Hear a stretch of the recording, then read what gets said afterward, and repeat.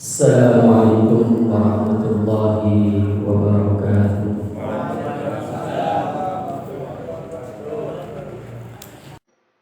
Alhamdulillahi rabbil alamin wa bihi nasta'inu ala umuri dunya waddin. Wassalatu wassalamu ala sayyidil mursalin Muhammadin wa ala alihi wa ashabihi wa man tabi'ahum bi ihsanin ila yaumiddin, amma ba'd. Fa ya ayyuhal hadirun rahimakumullah. Hadirin yang dirahmati Allah Subhanahu wa taala. Alhamdulillah kita dipertemukan kembali oleh Allah Subhanahu wa taala dalam kesempatan ini untuk kita bersama-sama tafaqquh fiddin. Dan kita masih melanjutkan kajian kita, yaitu kajian fikih muamalah, dan kita masih membahas tentang maqasidus syariah dalam bekerja dan berpenghasilan halal. Hadirin rahmati Allah Subhanahu wa taala. Asal pekerjaan dalam Islam itu ada 3. Yang pertama adalah bertani, yang kedua adalah industri, yang ketiga adalah perdagangan. Dirahmati Allah Subhanahu wa taala. Ini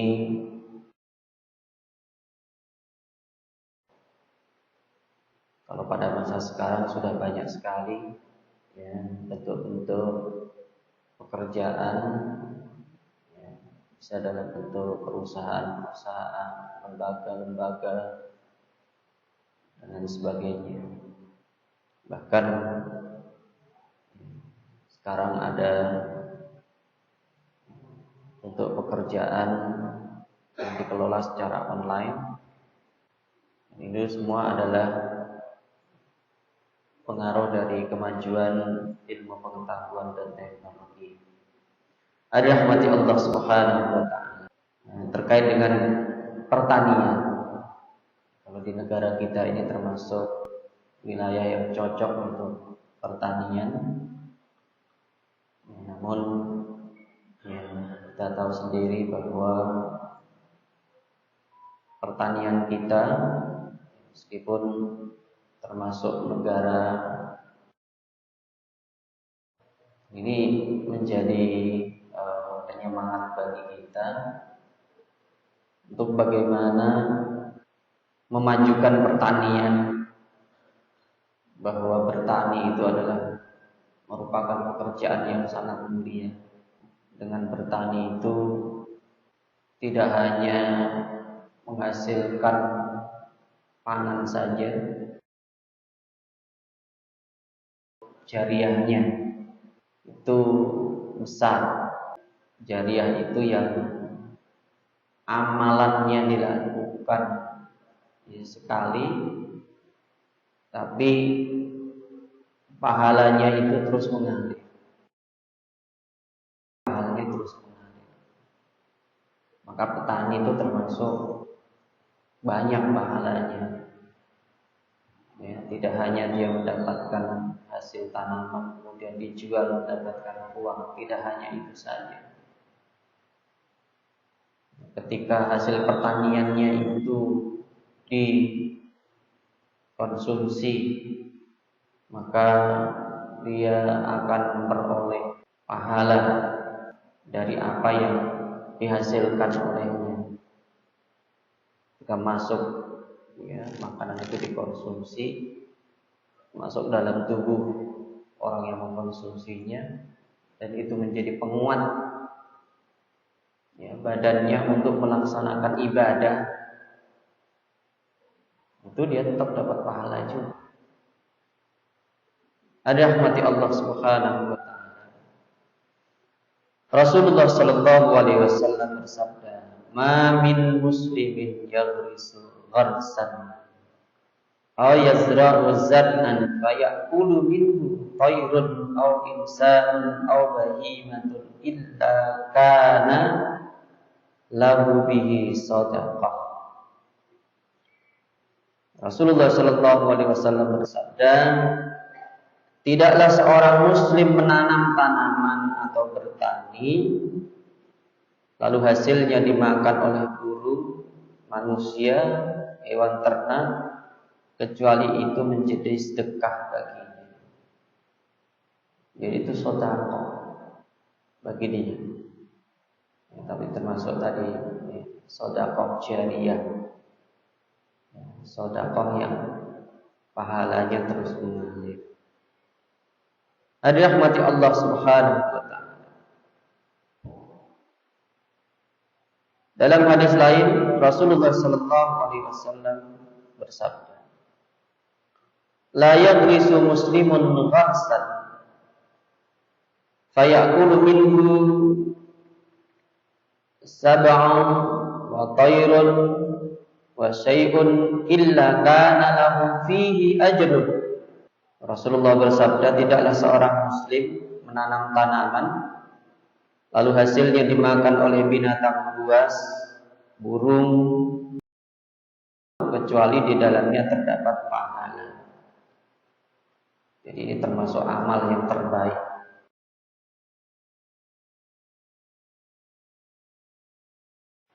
Karena Nabi selalu mengingatkan kita bisa menanam, hanya bisa menanam, ya, tidak bisa menikmati. Maka tanamlah apa saja, buah-buahan, pepohonan, meskipun kita tidak ada kesempatan untuk menikmati hasilnya, karena pohonnya itu ya ketika masih hidup menghasilkan buah, dan buah itu bisa dinikmati oleh orang lain meskipun orangnya itu sudah meninggal dunia yang menanam, dia akan terus mendapatkan pahala dari apa yang ia tanam. Jadi ini termasuk amal yang terbaik, dan tidak ada amal yang terbaik kecuali dalam bentuk sedekah jariyah. Sedekah jariyatun, dia melakukan sekali tapi pahalanya terus mengalir. Ada rahmati Allah Subhanahu wa taala. Diriwayatkan dari Jabir bin Abdullah qala Rasulullah sallallahu alaihi wasallam, salasun man fa'alahunna thiqatan billahi wa ihtisaban kana haqqan 'ala Allahi ayyu'inahu wa ayyubarika lahu. Ada 3 hal yang barang siapa dia mengerjakannya, melakukannya thiqah, karena dia percaya kepada Allah, wahtisaban, dan dia hanya mengharap pahala dari Allah Subhanahu wa taala, maka Allah Subhanahu wa taala akan menolongnya dan akan memberikan keberkahan kepadanya. Ini termasuk orang yang bekerja dan dia percaya kepada Allah. Dalam bekerja itu perlu keyakinan, jangan ragu, karena yang memberikan rezeki itu hanyalah Allah.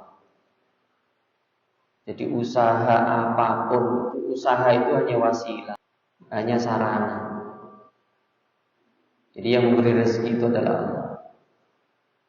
Maka kita harus yakin ketika berusaha dan ketika bekerja. Maka dia sering ganti-ganti apa Pak? Ganti-ganti profesi. Nah, itu tidak bagus. Ya, dia harus percaya kalau dia berusaha, yakin. Ya, dan kebanyakan orang yang sukses itu dia menekuni pekerjaannya. Dia tekun, mungkin awal-awal belum sukses, tapi dia tekuni, dia yakin, dia percaya. Ya, jangan ganti-ganti. Hari ini jadi petani, besok jadi pedagang, besok jadi apa lagi? Ya, kecuali memang dia punya banyak pekerjaan. Ya bertani, ya berdagang. Ada juga yang seperti itu. Ya, di samping dia bertani, dia juga berdagang. Dia juga punya pekerjaan yang lain. Boleh-boleh saja banyak pekerjaan, tapi jangan pindah-pindah, ganti-ganti. Nah ini perlu diperkuat keyakinannya pada keimanan, siqah billah. Ya. Maka Allah akan menolongnya dan memberikan keberkahan kepada. Dia akan ditolong oleh Allah dan diberikan keberkahan oleh Allah. Makna barokah itu an-namu wa ziyadah. Makna berkah itu adalah tumbuh dan berkembang. Ya, makna berkah itu barokah. Ada rahmati Allah Subhanahu wa taala. Wa man tazawwaja sidqatan. Tadi ya. Yang pertama adalah orang yang bekerja dengan yakin. Yang kedua adalah orang yang tazawwaja sidqatan. Menikahnya dia percaya. Percaya kepada Allah. Jangan sampai ragu juga ketika menikah. Kalau sudah dijalani, yakin. Seperti apa? Wahtisaban, dan dia hanya mengharapkan ridha dari Allah, karena haqqan Allahi ayyuhinahu wa ayyubarikalahu. Dia yakin, dia percaya kepada Allah ketika menikah itu. Dengan pernikahannya itu, dia akan ditolong oleh Allah dan dia akan diberkahi oleh Allah, barokah. Maka doanya orang menikah itu adalah apa Pak? Doa orang bagi orang menikah, barakallahu laka wa baraka alaika wa jama'a bainakuma fi khair. Doanya doa barokah. Ya, doa yang terbaik itu adalah doa barokah. Ya, ketemu orang, assalamualaikum warahmatullahi wabarakatuh, berkah. Orang makan doanya, Allahumma barik lana fima razaqtana wa qina azabannar. Doa yang terbaik itu doa barokah. Jadi barokah itu artinya tumbuh dan berkembang, bertambah kebaikannya. Tambah dan bertambah kebaikan. Itu doa yang terbaik. Ada rahmati Allah Subhanahu wa taala. Kemudian yang ketiga, wa man ahya ardan maitatan sidqatan billah. Barang siapa yang mengurus, menghidupkan ya tanah yang mati. Tanah yang mati itu maksudnya tanah yang tidak dikelola, tidak diurus, dibiarkan ya, tidak ditanami. Maka tanah yang dibiarkan itu hilang barokahnya. Ya, kalau punya tanah tidak bisa menggarapnya sendiri, serahkan pada orang lain yang bisa. Ya, terkadang tanah luas dibiarkan kosong, yang tumbuh hanya rumput saja. Ini jangan sampai. Tadi, nah bagi orang yang mengelola tanah kosong memanfaatkannya. Ya, man ahya ardan maitatan sidqatan billahi wa ihtisaban kana haqqan 'alallahi ayyu'inahu wa ayyubarika lahu. Ya, barang siapa yang tadi menghidupkan tanah yang mati, ditanami dengan tanam-tanaman, maka dia akan ditolong oleh Allah dan akan diberikan keberkahan oleh Allah Subhanahu wa ta'ala. Ada rahmati Allah Subhanahu wa ta'ala. Ya, termasuk tadi ya, bahwa orang bertani itu merupakan pekerjaan yang mulia dan merupakan sedekah jariyah. Diriwayatkan dari Anas qala Rasulullah sallallahu alaihi wasallam. Diriwayatkan dari Anas bahwa ia mengatakan bahwa Rasulullah sallallahu alaihi wasallam bersabda, "Sab'un yajri lil 'abdi ya, ajruhunna min ba'di mautihi." Kalau biasanya itu yang kita tahu itu orang itu ketika meninggal dunia yang ditinggalkan apa Pak? Tiga, ya kan? Ya, tiga apa? Sedekah jariyah, anak yang soleh, dan ilmu yang bermanfaat. Nah, kalau dalam hadis ini disebutkan ada 7. Berarti tambah 3. Ya.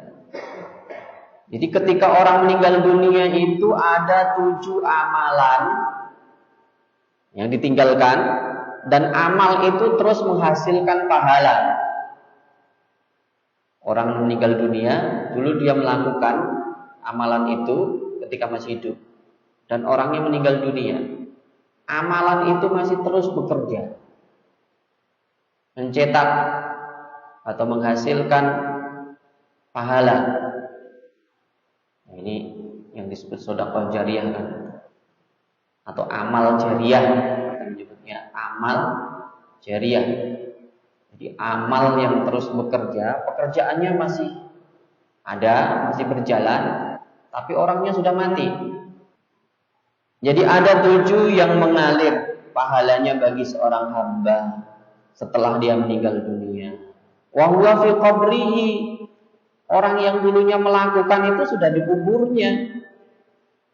Orangnya dalam kubur tapi pahalanya terus mengalir. Ya. Yang pertama, man 'allama ilman. Man 'allama ilman, orang yang mengajarkan ilmu pengetahuan. Jadi ilmu itu tidak mati. Walaupun yang mengajar sudah mati, ilmunya tidak mati.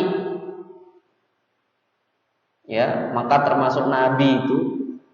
Nabi itu adalah di dalam Al-Qur'an itu disebutkan wa innalaka la ajran ghairu mamnun, dan bagimu wahai Muhammad akan memperoleh pahala yang tidak pernah terputus. Kenapa? Karena ajaran Nabi itu masih sampai sekarang. Dulu Nabi yang mengajarkan Islam kepada kita, dan ajaran itu masih sampai kepada kita. Kita sampaikan kepada semua orang. Maka Nabi orang pertama yang mengajarkan Islam kepada kita, itu dia mendapatkan pahala yang tidak terhingga ila yaumil qiyamah, sampai yaumul qiyamah. Ini orang yang mengajar. Jadi orang yang mengajar itu terkadang ya memang tantangannya, ya, orang mengajar itu gajinya enggak kan, tapi dapat berkah dari Allah. Dan ini termasuk ilmu yang diajarkan itu adalah sedekah jariyah. Kenapa? Dia mengajarkan, termasuk man sanna sunnatan hasanatan falahu ajruha wa ajru man amila biha. Jadi dia mendapatkan pahala dari orang yang diajar. Ya, ketika dia beramal juga dia mendapatkan pahalanya tanpa mengurangi orang yang diajar itu. Au karanahran, orang yang membuat sungai, ya, membuat sungai, bikin selokan, ya, itu selama selokannya, sungainya masih mengalir, masih dimanfaatkan orang, masih digunakan, walaupun orangnya sudah meninggal dunia, itu menghasilkan pahala. Au hafara bi'ran, atau orang yang menggali sumur. Ya, orang yang menggali sumur. Itu selama sumurnya masih menghasilkan air, masih digunakan oleh orang. Airnya untuk wudu, untuk sholat, untuk minum, untuk masak, untuk mandi dan sebagainya. Itu orang yang membuatnya pahalanya terus mengalir.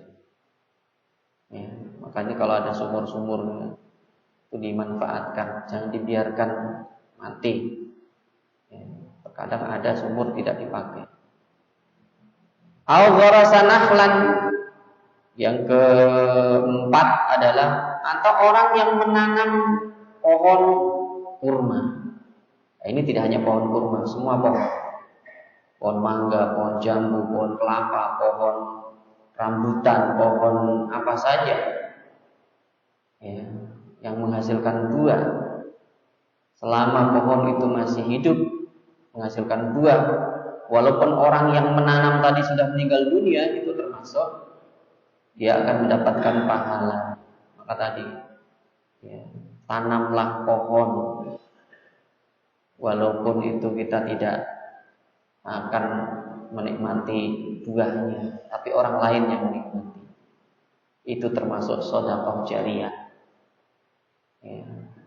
Yang kelima, aubana masjidan, atau orang yang membangun masjid. Ya, orang membangun masjid itu termasuk amalnya amal jariyah. Ya, ini pengertian membangun masjid itu kan bisa melalui dananya, dia yang membiayainya, dia yang mewakafkan tanahnya, dia yang memberikan bahan bangunannya, dia yang memberikan tenaganya. Ya, berikan tenaganya bagaimana maksudnya? Ikut ngecor, ikut semuanya itu dihitung. Ya, itu amal jari. Selama masjidnya masih dipakai, ya, itu dia akan mendapatkan pahala yang terus mengalir. Yang ke berapa? 1, 2, 3, 4, 5, 6. Ya, yang ke-6, awarasa mushafan. Orang yang mewakafkan mushaf. Ya, mewakafkan mushaf, beli Al-Quran, taruh di masjid, diwakafkan di masjid. Ya, tidak hanya di masjid saja, di lembaga-lembaga pengajian Al-Quran misalnya, TPQ, atau tempat-tempat orang menghafal Al-Quran, dia wakafkanlah mushaf itu. Ya, selama mushaf itu ya masih bisa dipakai, masih bisa digunakan, ya bahkan tidak hanya itu saja, dengan mewakafkan Al-Quran itu banyak orang yang bisa menghafal dari Al-Quran itu, dia akan mendapatkan pahala yang terus mengalir. Autaro kawaladan.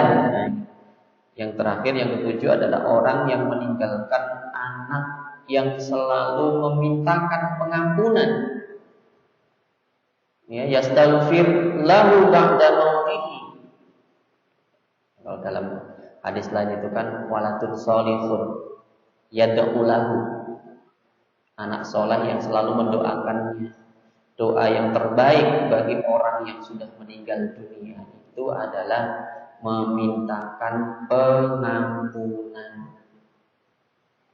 Jadi anaknya selalu berdoa, ya Allah, Rabbighfirli wa liwalidayya warhamhuma kama rabbayani shaghira. Didoakan. Jadi doa yang terbaik untuk orang yang meninggal dunia itu adalah dimintakan pengampunan. Doanya doa jenazah seperti itu. Ya Allah, maghfir lahu warhamhu wa'afihi wa'fu anhu.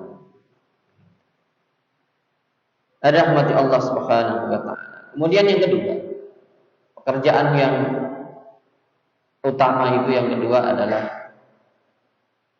dalam bidang industri, perindustrian. Itu kan membuat barang.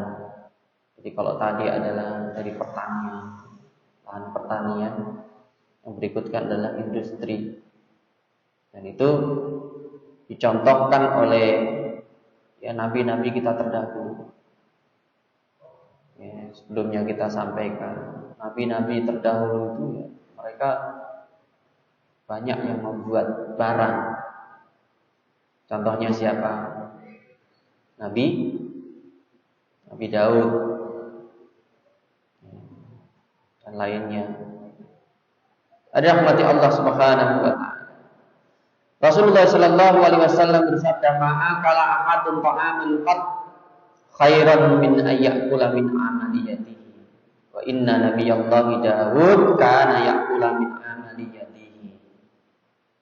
Jadi itu skill, kemampuan. Jadi keahlian itu penting. Ini tidak hanya dalam bidang ini saja sebenarnya. Ya, ini tidak hanya dalam bidang industri saja, tapi termasuk keahlian itu dalam bidang yang lain. Ya, yang intinya adalah keahlian untuk membuat sesuatu.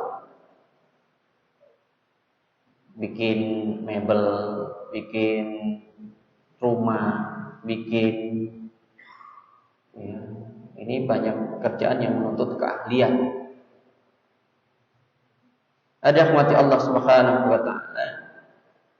Nabi mengatakan, tidaklah seorang makan makanan sedikit pun lebih baik dari makan yang dihasilkan dari hasil tangannya sendiri, dari karya yang dihasilkan, ya, yang dibuat, ya, ukiran, itu, apalagi kreativitas yang lain. Itu asalnya itu keterampilan. Ya, keterampilan membuat apa saja yang bermanfaat bagi orang lain. Ada rahmati Allah Subhanahu wa taala, contohkan Nabi Daud itu ya makan dari hasil kerjanya sendiri. Pastikan halal itu kalau orang punya keterampilan. Ya, orang yang bekerja tadi termasuk petani itu adalah jelas kehalalannya. Orang yang dia bekerja karena keahliannya itu jelas halalnya. Ya, karena yang dibayar adalah keahliannya itu yang dinilai. Kemudian yang ketiga adalah berdagang. Rasulullah Sallallahu Alaihi Wasallam, dan ini bahkan 90% dari rezeki itu adalah pintunya dari berdagang, bisnis.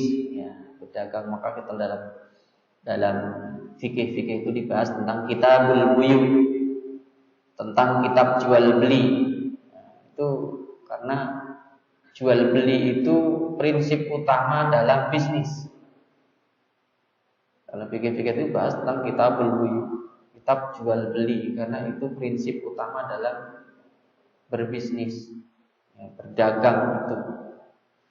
Rasulullah Sallallahu Alaihi Wasallam bersabda, "At-tajirul aminus saduqul muslimu ma'asyuhada'i yaumal qiyamah."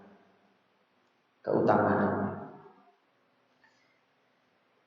seorang pedagang yang jujur dan terpercaya ya, akan bersama dengan para syuhada pada hari kiamat nanti. Artinya dijanjikan orang-orang yang berdagang. Maka ini pentingnya kita belajar tentang fikih muamalah itu, terutama dalam berdagang. Ya, kenapa yang dulu pernah kita sampaikan? Ya, orang yang berdagang ini sangat rawan dengan riba. Ini terkadang, maka pada prinsipnya jual beli itu adalah diperbolehkan, atau prinsip utama dalam bisnis itu adalah jual beli. Tapi ada 62 jenis jual beli yang haram. Prinsipnya halal jual beli itu, tapi ada 62 jenis jual beli yang haram. Maka ini kita harus hati-hati. Yang kita hindari adalah yang haram tadi. Ya. Jadi rahmati Allah Subhanahu wa taala, ini maka perlunya sebelum kita berbisnis itu harus belajar tentang fikih muamalah. Ya, dikatakan oleh Umar, barang siapa yang dia ya, berdagang, berbisnis tanpa belajar tentang fikih muamalah, maka dia akan terjatuh dalam riba, terjatuh lagi dalam riba, terjatuh lagi dalam riba. Ini yang harus hati-hati. Ya. Ada rahmati Allah Subhanahu wa taala. Qatadah mengatakan, "At-tijaratu rizqun min rizqillah, halalun min halalillah, liman talabaha bisidqiha wa birriha." Jadi perdagangan, berbisnis itu adalah termasuk rizki dari rizki-rizki Allah. Hasilnya adalah halal bagi orang-orang yang mencarinya dengan jujur. Perlu kejujuran dalam berdagang, ya, dan baik Maka tadi berdagang itu aslinya boleh, halal. Tapi kalau dia tidak jujur, yang menjadi tidak halal. Contohnya tidak jujur apa? Ya, ada barang-barang yang rusak atau ada ya barang dagangannya itu yang tidak layak untuk dijual. Tapi dia tidak jujur, disembunyikan, ya, atau dimanipulasi. Ya, banyak kecurangan-kecurangan itu dilakukan. Ya, jual makanan curang. Ya, makanan yang tidak layak konsumsi diolah sedemikian rupa menggunakan bahan-bahan berbahaya. Ya, itu kan banyak kasus-kasus seperti itu. Maka ini yang perlu itu adalah jujur. Syaratnya jujur dan dengan cara yang baik. Ada rahmat Allah Subhanahu wa taala. Nah, bagaimana dengan pegawai dan karyawan? Ya, pegawai dan karyawan. Kalau tadi kan kita sebutkan ya, 3 pekerjaan utama itu adalah bertani, berdagang, ya, skill berdasarkan kemampuan. Nah, kalau karyawan itu, kalau sekarang kan kebanyakan orang itu lebih memilih menjadi karyawan, ya. Ya, termasuk kawan karyawan dia pegawai negeri, pegawai swasta dan sebagainya. Ya, itu boleh-boleh saja, boleh-boleh saja. Ya. Tapi yang paling utama tadi itu adalah kalau yang 3 tadi itu bertani, industri, berdagang itu kan bisa dilakukan secara mandiri. Ya, akhirnya membangun ekonomi kemandirian dengan kemandirian. Kalau ini kan ada ketergantungan. Jadi kalau orang jadi karyawan itu sebenarnya ada ketergantungan. Nah, itu boleh-boleh saja karena nanti prinsip yang dipakai adalah akadnya harusnya sewa. Tapi kalau di Indonesia dan bahkan di lembaga-lembaga keislaman, prinsip ini tidak dipakai. Ya, aslinya pegawai, karyawan, guru, ya itu bekerja dengan prinsip sewa. Jadi mereka disewa keahliannya, ya, sehingga nanti ada pekerjaan-pekerjaan yang ditentukan. Jadi ketika ada karyawan, kita mengerjakan karyawan, itu harus ditentukan kerjanya apa. Ya, jadi kita menyewa keahliannya. Terkadang yang kebanyakan di perusahaan, lembaga, Islam atau non-Islam, itu tidak sesuai. Ya, kurang, ya, belum sesuai dengan prinsip syariah. Ya, contoh misalnya guru itu kan sebagai karyawannya atau pegawai. Kebanyakan itu guru itu digaji tidak sesuai dengan syariah. Jadi dia mengajar 1 bulan itu yang dihitung cuma 1 minggu. Coba nanti silakan ditanya tuh guru. Ya, itu riba, zalim, sistemnya zalim. Ya, itu hampir di semua yayasan, sekolahan, modelnya begitu. Dan itu model kapitalis, memperkerjakan orang semaksimal mungkin dengan gaji seminimal mungkin. Perusahaan-perusahaan juga seperti itu. Aslinya akadnya itu akad sewa dengan ketentuan yang pekerjaannya apa, ya, ditentukan berapa jam dia bekerja, gajinya berapa. Gajinya itu sebenarnya kesepakatan. Ya, kalau kita nyewa barang itu yang menentukan harganya siapa? Kalau kita nyewa mobil, ya kan? Itu yang menentukan harganya siapa? Yang punya mobil apa yang nyewa mobil?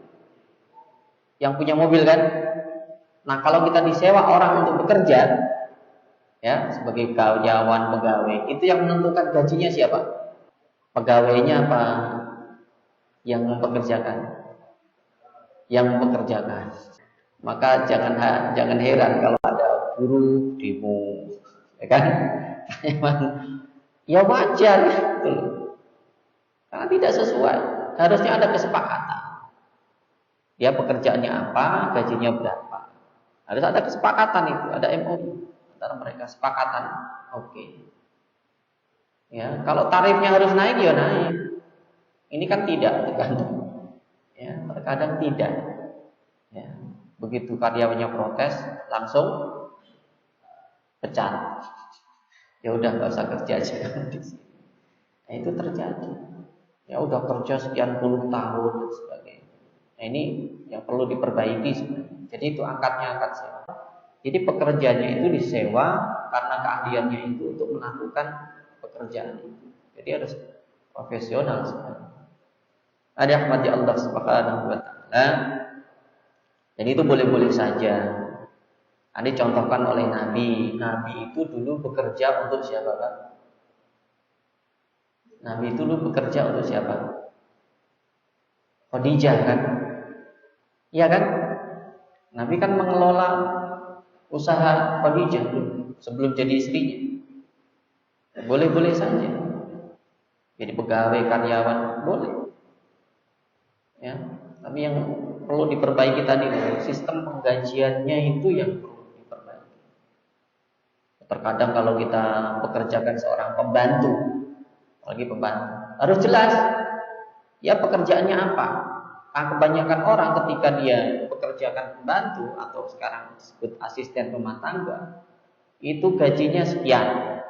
Pekerjaannya apa saja? Ngepel iya, nyuci iya, ya kan? Masak iya, nyetrika iya, ngurus anak iya. Apalagi Bang? Ya bersih-bersih kebun dan sebagainya. Ya, nanti majikannya punya usaha disuruh bantu, nggak dikasih. Ya, harus jelas. Ya. Ada rahmati Allah Subhanahu wa taala. Nabi sallallahu alaihi wasallam bersabda, "Innallaha yuhibbul mu'min al-mukhtarif." Sesungguhnya Allah itu menyukai seorang mukmin yang bekerja dengan profesional.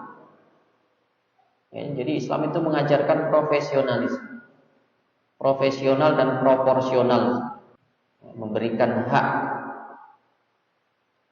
kepada orang yang berhak untuk mendapatkannya. Tadi, ya, jadi karyawan pegawai itu dia punya hak yang harus bisa dibayangkan itu Pak. Ya, kalau ada karyawan tadi yang harusnya 4 minggu dia bekerja tapi dihitung cuma 1 minggu, itu kezolimannya berarti lipat berapa? Itu bahkan di lembaga-lembaga yang statusnya lembaga Islam, karena mereka tidak pernah pelajari tentang itu. Yang dipakai adalah model orang-orang kapitalis, cara pandang kapitalis. Di perusahaan-perusahaan juga sama. Ya, sepatu-sepatu merek terkenal itu, ya, itu kan upahnya sangat kecil. Upah pegawainya sangat kecil. Tapi yang punya perusahaan untungnya sangat besar. Tadi mempekerjakan karyawan dengan gaji yang sekecil-kecilnya, dia mendapatkan keuntungan sebesar-besar. Itu sistem kapitalis, cara pandang kapitalis. Ada rahmati Allah Subhanahu wa taala. Nah, pekerjaan halal apapun itu mulia. Ya, pekerjaan halal apapun itu pekerjaannya adalah termasuk pekerjaan yang mulia. Ya, termasuk orang yang mengambil kayu di hutan kemudian dijual, itu lebih baik. Yang dikatakan oleh Rasulullah sallallahu alaihi wasallam, itu lebih mulia dibandingkan dengan orang yang melakukan pekerjaan-pekerjaan yang haram. Sebesar apapun gaji yang diperoleh, pendapatan yang diperoleh ketika itu haram, ya, semakin besar yang didapat justru dosanya makin besar, kan gitu. Ya, semakin banyak yang ia dapat dari pekerjaan haram itu dosanya makin besar. Orang yang bekerja yang halal, sekecil apapun hasil yang dia peroleh, ketika itu halal maka itu mulia. Nah, kebanyakan orang itu kan yang dilihatkan banyaknya, nggak penting halal haram, yang penting banyaknya. Nah, ini cara pandang yang keliru. Dirahmati Allah Subhanahu wa taala, padahal yang penting itu adalah sekecil apapun, yang penting adalah halal. Nah, di antara ragam pekerjaan yang dilarang di situ ada ya beberapa macam. Ada haram karena zatnya, ada haramun li zatihi, bendanya, substansinya. Jadi orang yang memperjualkan barang haram itu hasilnya haram. Contoh apa? Orang jual babi, babinya haram, hasilnya haram. Ya, ternak babi yang banyak, dia nggak makan babi, ya kan? Dia hanya ternak saja, nggak makan babi. Itu hasilnya haram. Ya, memproduksi miras, minuman keras. Bahkan tidak hanya memproduksi saja, yang membuat, yang menjual, yang menyajikan, yang menyuruh membeli miras itu termasuk hasilnya haram, terlaknat. Ya. Terlaknat itu dijauhkan dari rahmat Allah. Bangkai, ya, tiren, ya, ayam mati tanpa disembelih. Maka ini sebenarnya banyak produk-produk yang pernah dulu kita sampaikan itu, ya, banyak orang Islam ketika kita membeli produk-produk itu kita tidak selektif. Ya, ketika kita menjual juga terkadang kita tidak kurang memperhatikan itu. Ini harus hati-hati. Ya, minimal misalnya kalau contohkan situ orang yang jual rokok itu halal atau haram? Karena tidak secara tegas diharamkan, ya itu karena masih pertimbangan ekonomi. Ya, pajak, ya, termasuk pajaknya kan besar. Petani, ya, padahal itu sebenarnya ya, secara Islami haram sebenarnya. Ya, menjual itu pun kenapa? Karena dia memberikan bahaya kepada orang lain. Rokok itu berbahaya. Orang yang menjual sesuatu yang membahayakan bagi nyawa manusia itu hukumnya haram. Jadi dia tak jual rokok, ya, penjual rokok itu hasilnya haram.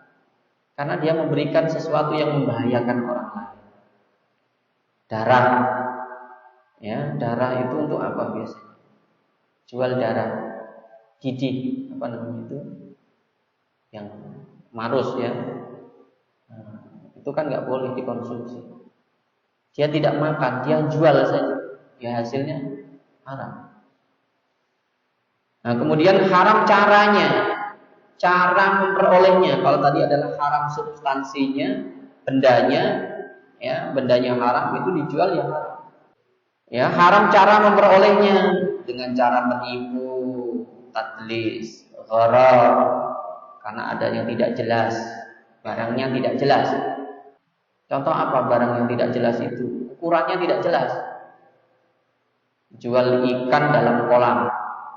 Jual ikan dalam kolam. Seberapa banyak ikannya itu? Jadi dalam Islam itu ketika jual beli harus jelas, ukurannya jelas. Jual buah masih di pohon, itu jelas apa enggak?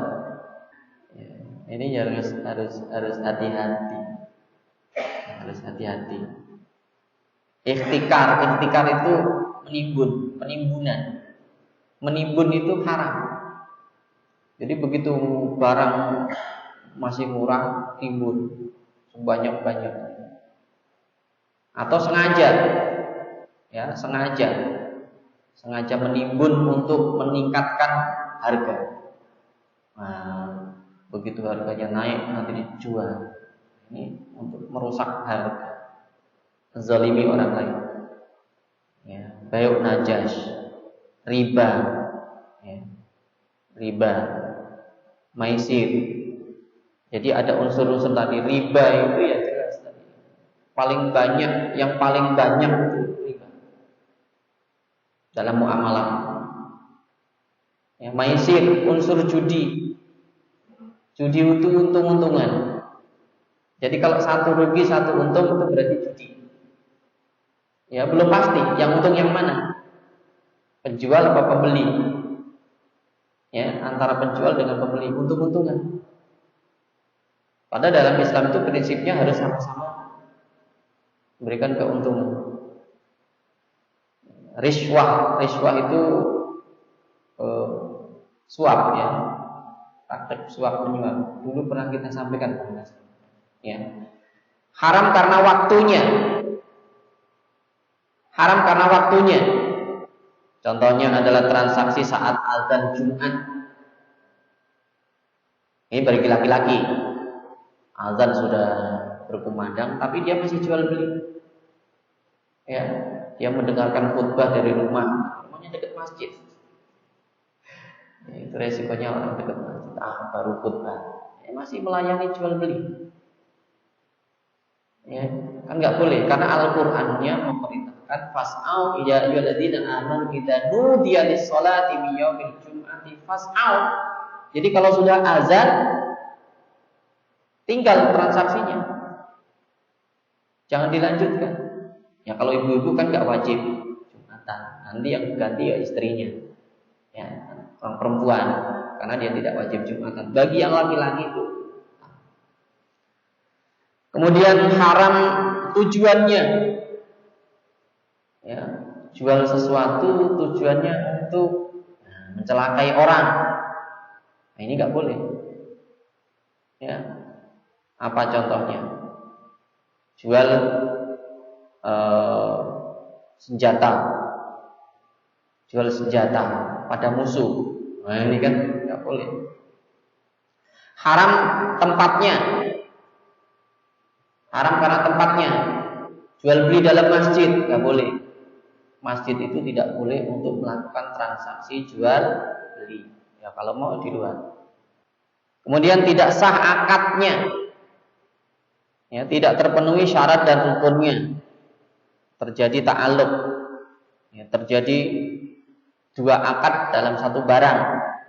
Ini akadnya yang bermasalah. Ini termasuk beberapa hal yang terlarang dalam pekerjaan. Cukup ya? Sampai sini dulu. Nanti waktu kita lanjutkan.